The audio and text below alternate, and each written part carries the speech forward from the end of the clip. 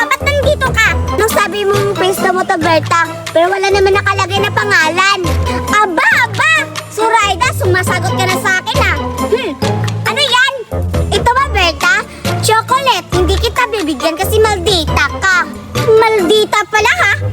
Makikita mo kung sino ako. Hindi ako natatakot sa iyo, Berta. Hindi mo ba ako kilala, Zoraida? Ako si Berta. Kilalang nakilala kita kasi ikaw yung matakang kumakain. Oo nga, ako nga yun. Kaya ibigay mo to sa akin. Hoy, Berta, sa akin to. Sa akin na to.